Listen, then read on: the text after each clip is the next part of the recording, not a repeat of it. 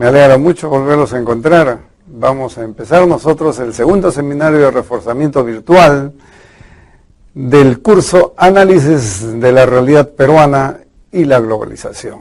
Pues bien, nos toca en esta oportunidad visualizar, o mejor dicho, hacer el análisis de la sociedad en la cual nosotros estamos involucrados. Entonces, nuestro tema es el día de hoy, análisis social de la realidad peruana. Una realidad que debemos comprenderla porque nosotros somos parte de esa sociedad. Esa sociedad que ha ido a través de la historia variando, cambiando en su esencia. ¿Y por qué digo esencia? Porque la sociedad que conforma este Perú hoy no es la misma de la sociedad que la conformaban nuestros incas, por ejemplo. ¿Sí? No es la misma de la sociedad que conformaban en la época de la conquista. No es la misma en la época de la colonia. Y así ha ido variando a través de este proceso histórico. Ustedes se preguntarán, ¿por qué les muestro un análisis de la sociedad peruana con dos Perúes? ¿Sí? Miren ustedes que en uno de ellos yo les muestro unos paisajes recreativos del Perú y en el otro simplemente su geografía.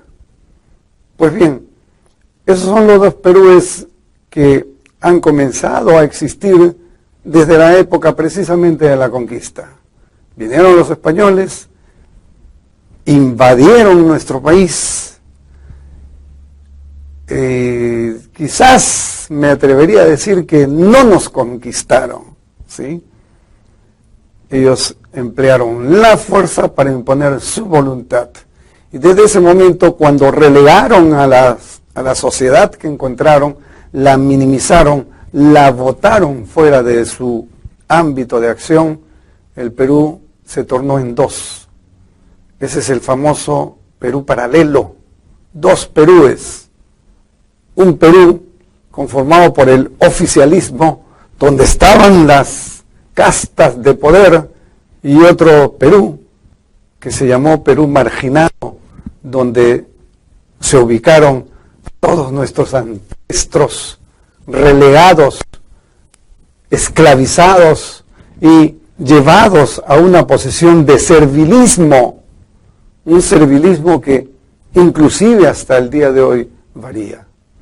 Lo que voy a hablar acerca de la sociedad quizás sea un poco fuerte, pero te pido que prestes mucha atención y analices lo que se está mencionando en esta asignatura. El CAEN fue creado por el general Marín, el cual se fue, como les digo, a hacer un estudio de posgrado y trajo toda la idea de ubicar a la gente en sus respectivos países y crear una especie de identidad de la persona con el país al que pertenecían. Vino la idea nueva traída de Europa de encontrar al ser humano con su realidad, con su país, con su terreno. Ese terreno que, gracias a la conquista, fue separado de la propiedad social. Esos dos Perúes, el oficial que les mencioné y el marginal, empezaron en ese momento de la conquista y fue continuándose a través de la colonia. Pero, oh sorpresa, cambió en algo la sociedad. ¿Se acuerdan en el gobierno de Toledo su famosa frase, el Perú profundo? Pues ese es el Perú marginal. Toledo se la pasó 5 años hablando del Perú profundo y ese es el Perú que tenemos que rescatar. Tanto nos dijo del Perú profundo que perdimos la visión de lo que era el Perú profundo. Es más, ¿hizo algo por el Perú profundo? El Perú profundo salió adelante, el Perú profundo resurgió, el Perú profundo sigue hasta ahora como está, sigue siendo el Perú profundo. El Perú marginal Ese es el Perú marginado que nos dejaron los españoles con esta creación de dos Perúes puestos en un solo territorio. Dos Perúes diferenciados precisamente por la clase social. Una clase social minimizada después de la conquista. Una clase social netamente agrícola que fue obligada a meterse a los huecos de minas que ellos hacían. Una clase marginada, una clase desvalorizada, pues esa clase, sin saber qué tener, sin saber qué hacer, sin saber si mi futuro va a ser mío, perdió lo que hasta ahora no tenemos, la identidad nacional. Esa es la sociedad a la cual nosotros vamos a analizar. Y hablemos ahora de la sociedad, ¿sí? Entramos al primer tema, que es la introducción, generalidades y definiciones. Pues bien, cuando hablamos de sociedad, podemos decir que estamos hablando de fenómenos y hechos sociales de la persona humana.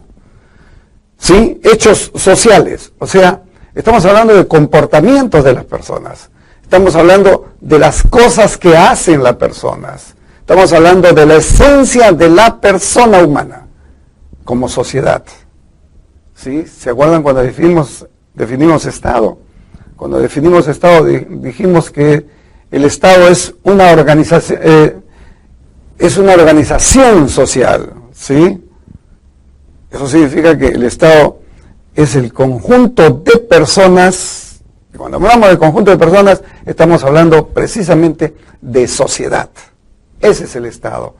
Y ahora estamos tratando de hacer el análisis de esa sociedad. Por eso es que decimos que son fenómenos y hechos sociales de la persona humana. ¿Por qué fenómenos? ¿Qué podemos decir de fenómenos? Fenómeno es algo inesperado, algo que no conocemos. Esos son fenómenos, ¿sí? Entonces, todas las cosas que van saliendo a través de la participación social es recuperada por la gente, es atraída por la gente, es entendida por la gente y es hecho y es puesta en práctica a través de los hechos. Por eso es que la sociedad está llena de fenómenos y hechos, pero netamente sociales. Todo lo que pertenece a la sociedad es el análisis que vamos a hacer. Pero no solamente vamos a estudiar a la persona por los fenómenos que sucedan o los hechos que ellos hagan, sino por también su participación en la vida, en la sociedad. Participación en la vida de la sociedad. ¿Qué quiero decir con esto? Participación en la vida de la sociedad. ¿Sí? ¿Se acuerdan de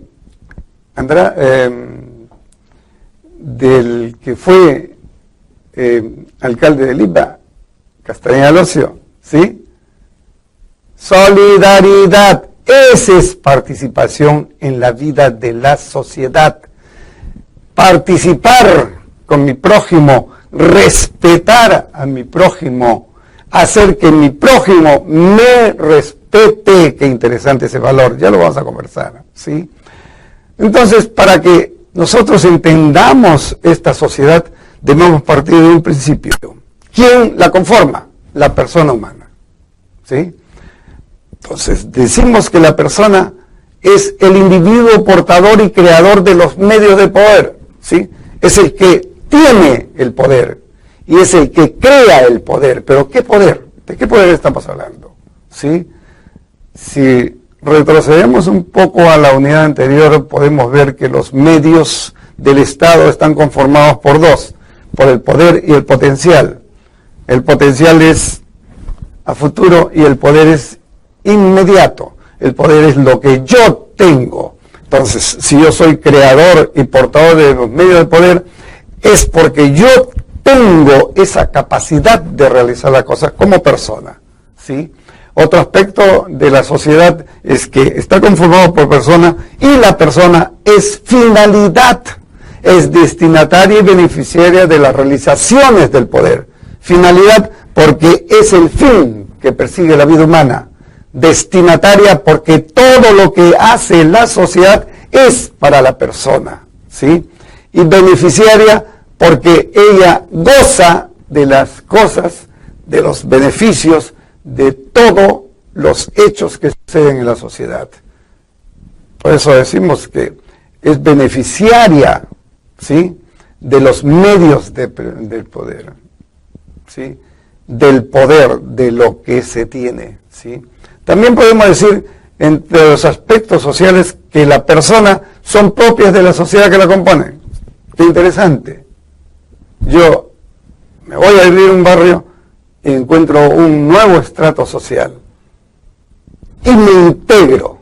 Entonces me vuelvo parte de ese estrato social. Vamos a definir un poquito el estrato social, que creo que les va a entrar en duda. Estrato social es un conjunto minimizado de sociedad con unas características propias. Y lo tenemos acá, en Lima, ¿sí? Podemos definir, mejor hacer una comparación de estrato social con los distritos. El estrato social de La Victoria, los que viven en La Victoria. El estrato social de Breña, los que viven en Breña. El estrato social de Miraflores, los que viven en Miraflores. El estrato social de San Borja, el estrato social de La Molina. ¿Encuentran alguna diferencia? ¿Sí? ¿Ustedes creen que en el estrato social de La Molina le gustaría estar viviendo en medio de la basura como los de La Victoria? Ahora sí entendieron la diferencia. Por eso es que la persona es propia de la sociedad que la compone, se integra al medio social, ¿sí? Pues bien, el último punto conceptual de la persona es que la persona, dejando la individualidad, dejando de ser él, se articula en grupos, se articula en la sociedad, y en ella esa persona va a participar y va a desempeñar diferentes roles, ¿sí? En medio de la sociedad siempre hay alguien que va a guiar a la sociedad, siempre hay alguien que va a controlar la sociedad, es otro rol. Siempre hay alguien que va a vigilar las necesidades de las sociales, es otro rol. Por eso decimos que las personas, dejando su individualidad, se articulan en grupos en que participan y desempeñan roles. ¿Correcto? En base a esto, nosotros podemos definir lo que es sociedad, ¿sí? El análisis social va a estar involucrado en la expresión social. Entonces, podemos decir que la expresión social es la capacidad resultante de la integración de los medios, pero dominantemente sociales, medios, ¿sí? Todo lo que se tiene, pero única y exclusivamente ubicados en la sociedad, que dispone el Estado en un momento determinado, a través de los cuales dispone el Estado en un momento determinado. Estamos hablando de poder, ¿se acuerdan? ¿Sí? A través de los cuales se busca optimizar utilización de los mismos, con miras a imponer su voluntad. En voluntad, ¿qué voluntad va a imponer el Estado? ¿Se acuerdan?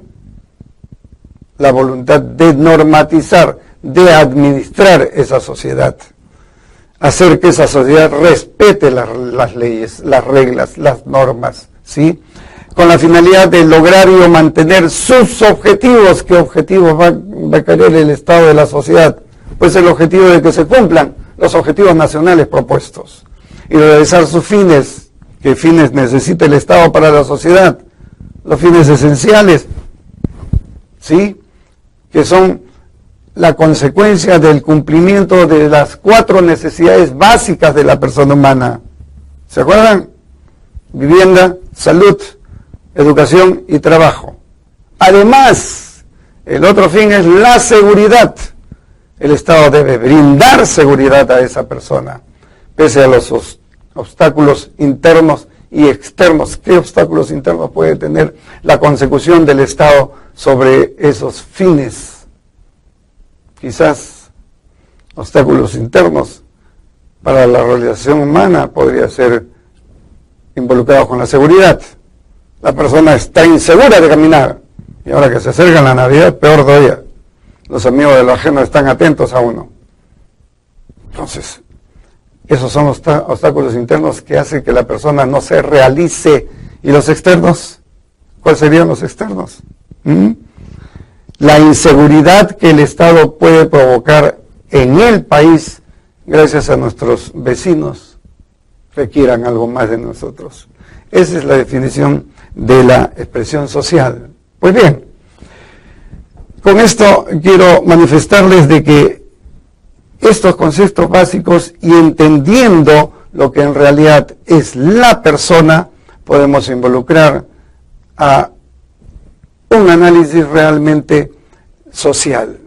Y cuando veamos el análisis social, como les dije en principio, quizás nos choque un poco, porque les voy a ser franco, el análisis social es producto de, no es que nosotros seamos así. Cuando definimos la realidad nacional, nuestra realidad, al final dijimos que la realidad es producto de un devenir histórico, ¿sí? ¿Quién he sido? ¿Quién soy? Desde ahí parte mi punto de vista. ¿Quién he sido? ¿Qué ha pasado conmigo? ¿Y quién soy? ¿Cómo soy ahora? ¿Cómo es el peruano? ¿Cómo es la persona social de esta nación? ¿Sí? Quisiera adelantar unos puntos que quizás no les convenzan ahora, pero más adelante les van a convencer. Voy a tratar de convencerlos, ¿sí? Yo diría que la persona de esta sociedad, de nuestra sociedad, se caracteriza por ser desconfiado, por ejemplo. Y el punto más crítico de la característica del peruano, dependiente. Esa dependencia creada también para nosotros a través del proceso colonial. Esa dependencia cuando los españoles en su colonia nos prohibieron hacer todo, nos prohibieron industrializarnos, nos prohibieron poner en práctica nuestra creatividad. En otras palabras, nos minimizaron y nos enseñaron a depender directamente de ellos. ¿Queríamos algo? Pues España, hay que comprarlo allá. Y lo más grave es que ellos no lo creaban los ingleses, lo creaban los franceses, lo creaban los holandeses, ellos no hacían nada. Ellos solamente se llenaban de nuestro oro y lo repartían en todos los países. Ese es el punto que debemos ver. Con eso concluimos este primer tema para seguir con el segundo. Gracias.